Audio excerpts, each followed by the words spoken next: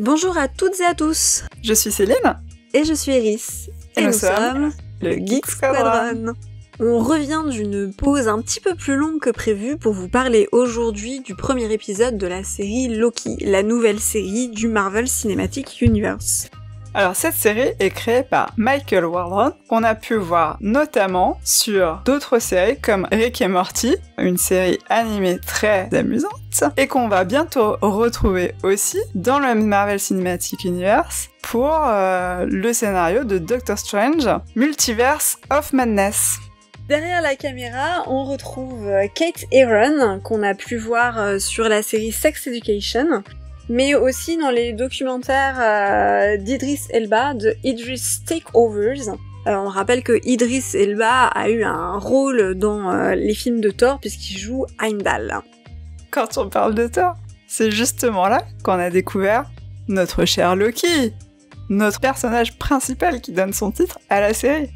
Donc Loki, c'est le frère de Thor, le dieu de la malice. Dans le tout premier, on apprend qu'en fait, il n'est pas vraiment Asgardien, il est le fils en fait de l'ennemi de Odin, un géant des glaces. Et en fait, dans ce film, il s'oppose à Thor pour prendre le pouvoir et surtout plaire à son père. En fait, c'est juste un enfant en mal d'amour, ce petit Loki. On le retrouve ensuite dans Avengers, donc pour le tout premier film où l'équipe de super-héros va être formée, il a quand même le rôle de méchant principal, donc c'est pas rien. Cette fois-ci, dans Avengers, en fait, il vient récupérer le Tesseract sur Terre, armé d'une autre pierre d'infinité qui lui a été confiée par notre cher ami le grand méchant du MCU, Thanos. Ensuite, on le retrouve, en fait, à la fin, il est enfermé dans les prisons de Asgard. Et dans le monde des ténèbres, suite à la mort de Frigga, Thor réussit à le convaincre de s'allier à lui pour se venger face aux elfes noirs. Et puis ensuite, bien sûr, on le retrouve en fait dans les deux Avengers de la fin du cycle. Avengers Infinity War, où il se fait tuer et du coup Thanos récupère de ses mains le Tesseract. Et dans Avengers Endgame, cette fois-ci, quand nos héros sont en train de récupérer les différentes pierres d'infinité en voyage dans le temps, ils profitent d'un petit souci d'Iron Man pour récupérer le Tesseract et s'enfuir avec. Et on reprend ici dans la série.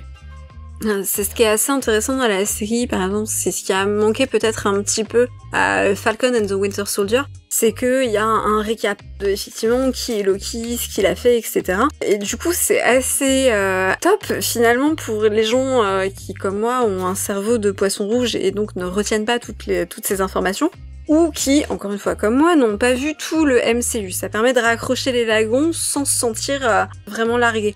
Et c'est aussi ce qui est intéressant dans la série, c'est qu'un peu plus tard dans l'épisode, on a aussi un petit peu plus de récap, de retour en arrière sur la vie de Loki, et puis en fait un peu un fast-forward sur ce qui s'est passé mais qui ne se passera pas puisqu'il y a une altération temporelle, tension au nœud au cerveau. On en avait déjà eu un petit peu avec Endgame, avec ce côté on retourne dans le passé mais c'est une autre boucle temporelle, etc.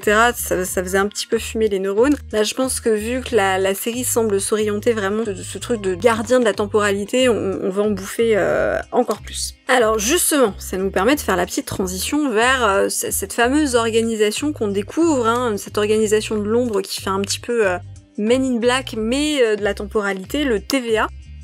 En anglais, c'est la Time Variance Authority, et en français, c'est le Tribunal des variations anachroniques. C'est pas mal, c'est bien trouvé. On découvre cette organisation alors que Loki se retrouve planté dans le désert, il y a des types en armure qui débarque et qui l'arrête parce qu'il a violé la ligne temporelle sacrée, visiblement. Donc il se retrouve arrêté et emmené dans ces locaux assez bizarres. Enfin moi, le premier truc qui m'a frappé, c'est ce côté très rétro-futuriste. Enfin, on était dans les années 60 et j'ai eu un moment de bug parce que on voit des personnes avec une technologie très avancée et on revient dans les années 60. Il y a une connexion qui s'est pas faite dès le départ, mais ça m'a beaucoup amusé parce que cette esthétique des années 60 est vraiment très très fidèle, très bien reproduite. jusque dans les animations, hein, dans le tribunal, où on voit cette espèce de petite horloge là qui a fait très penser au dessin animé de notre enfance, hein, coucou Hanna-Barbera, hein, très clairement. Et c'est là qu'on introduit un personnage, Mobius, qui semble-t-il sera quand même un peu le sidekick, hein, de Loki pour toute cette série, qui a visiblement un ton peut-être un peu de série policière, hein, de track, mais dans l'univers du MCU.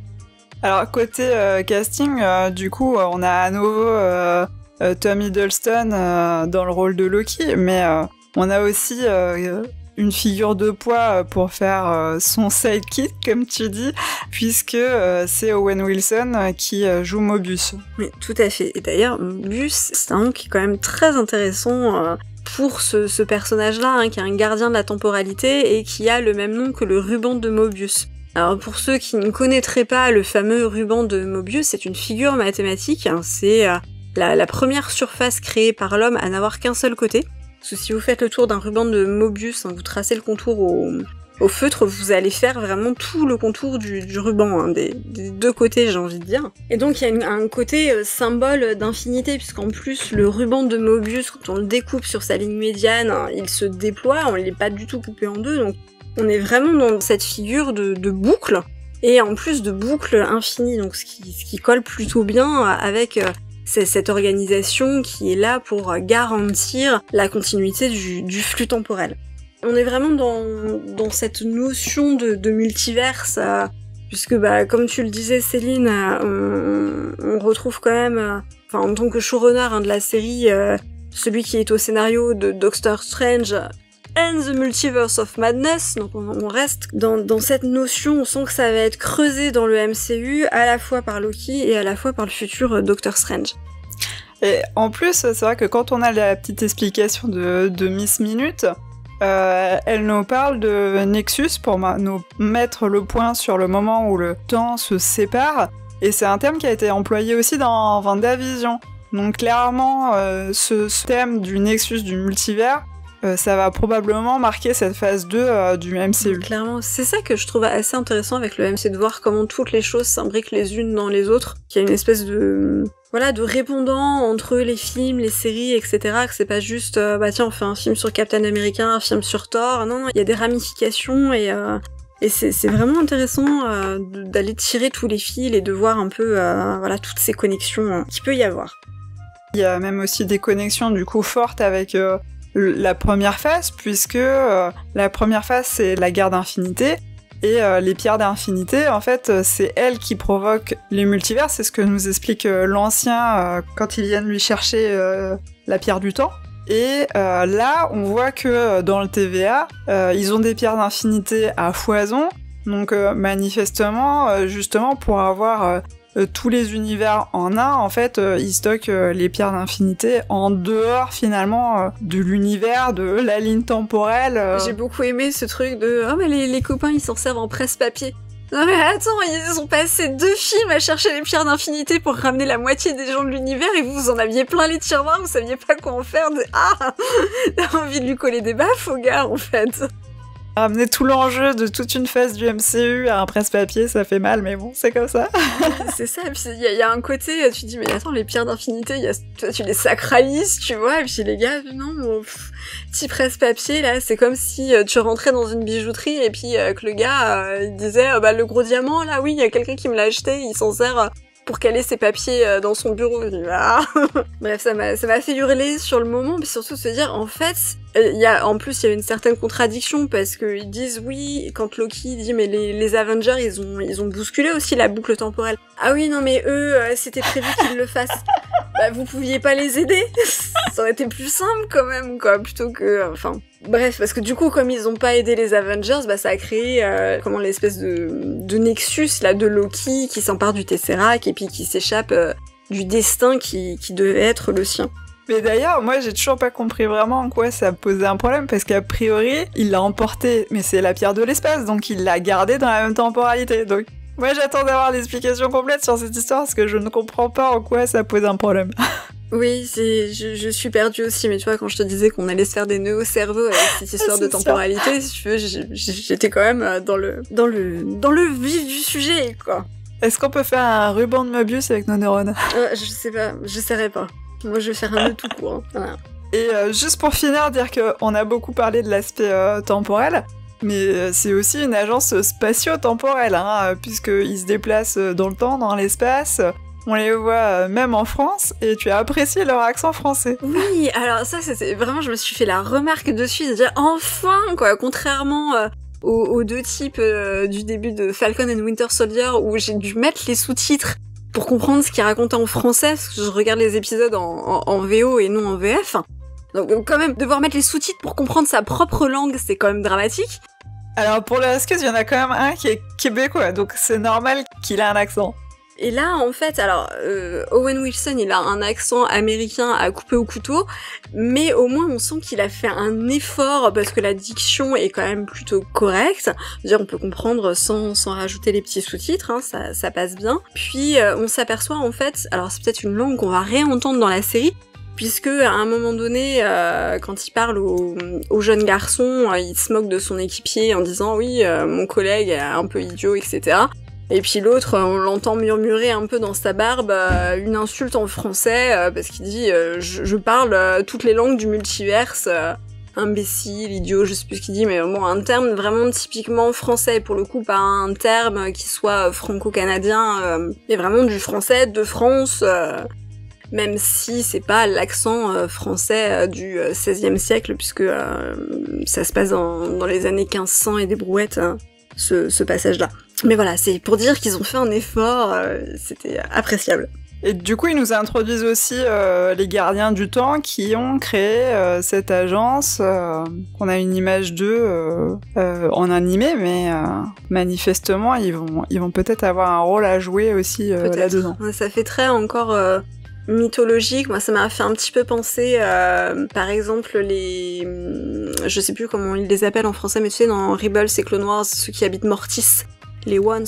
Voilà, ce côté un peu ces déités hors du temps, mais qui ont quand même un contrôle sur ce qui se passe dans la galaxie. Enfin, ça résonne quand même pas mal. Bon, après, c'est un trope, on va dire, qu'on retrouve assez souvent, que ça soit dans la science-fiction, la fantasy, etc.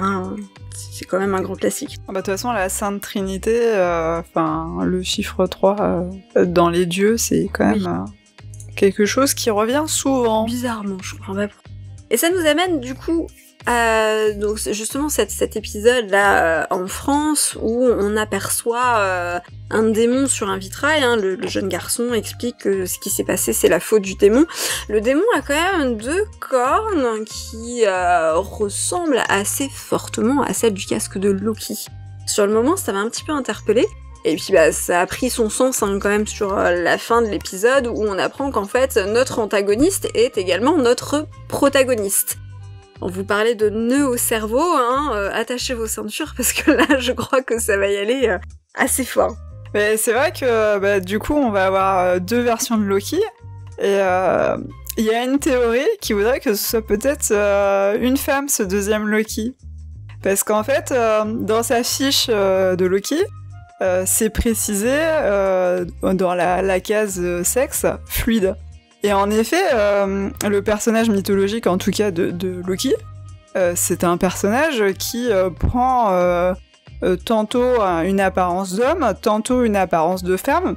Loki a même enfanté en tant que femme, donc pourquoi pas une version féminine de Loki en grand méchant. En tout cas, ça va expliquer pourquoi il nous la montre pas, pour garder un suspense peut-être. C'est assez déroutant, mais bon, après, à voir, hein, ça n'est que le premier épisode. Moi, je reste pour l'instant assez perplexe. J'ai pas particulièrement accroché à cet épisode. J'étais un peu gênée par ce côté finalement un peu humiliant du traitement de Loki. Enfin, bon, il a ce côté très énervant. Je suis un dieu, tout m'est dû, etc. Enfin, il se comporte quand même beaucoup comme un gamin pourri gâté, hein. Mais je sais pas, il y a quelque chose dans le traitement d'assez humiliant par rapport à sa stature, par rapport à qui il est. Enfin, il s'est quand même... Alors même si le Loki qu'on voit là, c'est pas le Loki qu'on a vu dans Infinity Wars, où il est quand même allé jusqu'à se sacrifier, quelque part, pour essayer d'empêcher Thanos de récupérer des pierres. Mais du coup, c'est un peu gênant. Mais il y a quand même une évolution du personnage tout au long de cet épisode, notamment quand il revient dans l'espèce de salle d'interrogatoire, le bureau de Mobius en tout cas, pour revoir les images de ce qui aurait dû se passer.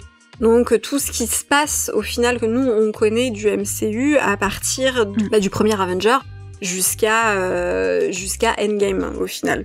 Oui, clairement, il a de l'empathie envers finalement lui-même.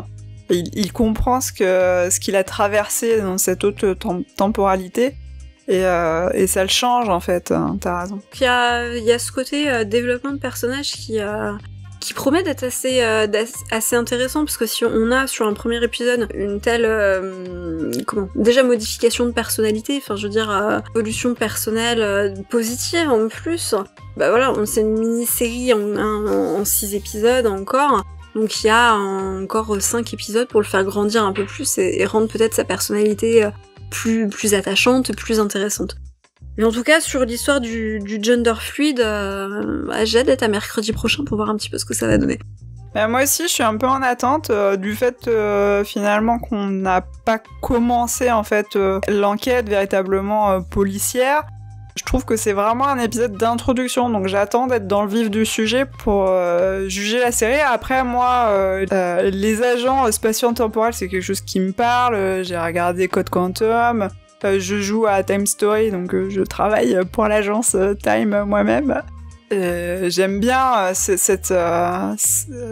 thème-là. Retour vers le futur, c'est juste un de mes films absolument cultissimes. Donc, quelque part, l'attente est haute. Donc, j'espère que ça va être au niveau. On verra bien s'ils transforment l'essai qu'ils ont fait avec Falcon et Winter Soldier, qui est une série qu'on a beaucoup aimé de par les thèmes traités. Bon, je pense pas qu'on ait des thèmes aussi profonds, aussi politiques dans Loki. Quoique, si on aborde la question du gender fluide, ça peut vite être très intéressant, voire controversé par certaines franges du fandom. Ouais, mais c'est vrai que ce serait une nouveauté en fait. Finalement, dans le MCU, je pense pas qu'on ait vu un seul changement de genre. Ça me dit rien en tout cas. Non, ça reste encore assez frileux par rapport à tout ce qui touche au LGBT, gender fluide. Etc. Tout ce qui ne rentre pas dans la norme, je mets des très très gros guillemets par rapport à tous ceux qui peuvent de suite chialer sur on voit trop d'homosexuels à l'écran, machin, t'es une mode, enfin voilà. Plutôt que de comprendre que c'est la société, que le cinéma et la télévision reflètent de plus en plus la réalité de la société.